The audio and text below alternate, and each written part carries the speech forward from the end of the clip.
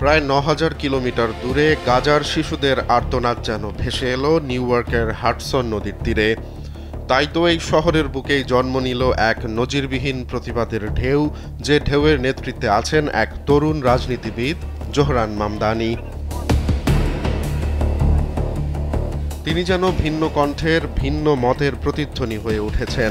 অন্যরা যেখানে কূটনীতির গ্যারাকলে ঘুরপাক খাচ্ছেন, সেখানে জোহরান নির্দ্বিধায় ঘোষণা দিয়েছেন, যুদ্ধাপরাধী নেতানিয়াহু যদি নিউ ইয়র্কের মাটিতে পা রাখেন তবে তাকে গ্রেপ্তার করবে এনওয়াইপিডি।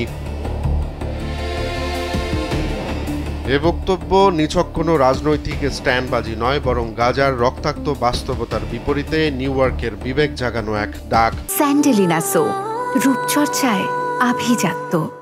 নিউ ইয়র্কের রাজনীতিতে এটি এক অচেনা দৃশ্যপট, যেখানে ইহুদি ভোটারদের প্রভাব স্পষ্ট, অথচ জোহরান তাদের বিরুদ্ধ স্রোতে দাঁড়িয়ে বলেন, শহরের আইনকে আন্তর্জাতিক ন্যায় বিচারের পাশে দাঁড়াতে হবে। আইন বিশেষজ্ঞরা বলছেন, যুক্তরাষ্ট্র আন্তর্জাতিক অপরাধ আদালতের সদস্য নয়, ফলে গ্রেফতার প্রক্রিয়া প্রায় অসম্ভব। এমন সিদ্ধান্ত ফেডারেল আইনের সঙ্গেও সাংঘর্ষিক হতে পারে। কিন্তু ইতিহাস তো বারবার অসম্ভবের পথ ধরেই বদলে গেছে। প্রশ্নটা শুধু নেতানিয়াহু নয়, জোহরান বলেছেন, পুতিন এলে তাকেও গ্রেফতার করবেন তিনি। তার কাছে নিউ ইয়র্ক কেবল অর্থনীতি ও সংস্কৃতির শহর নয়, বরং আন্তর্জাতিক আইনের আশ্রয়স্থল। তবে তার প্রতিদ্বন্দ্বীরা বলছেন এটি নিছক রাজনৈতিক কৌশল। নেতানিয়াহু নিজেও বিদ্রূপ করে বলেছেন, এ হুমকি হাস্যকর। ট্রাম্প অবশ্য এ বিষয়ে সতর্ক করেছেন। তিনি বলেন, ভালো আচরণ করুন, নইলে বিপদে পড়বেন।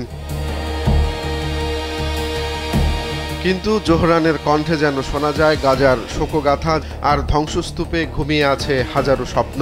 নিউ ইয়র্কের একাংশের মানুষ তার এই অবস্থানকে সমর্থনও করেছেন ইতোমধ্যেই।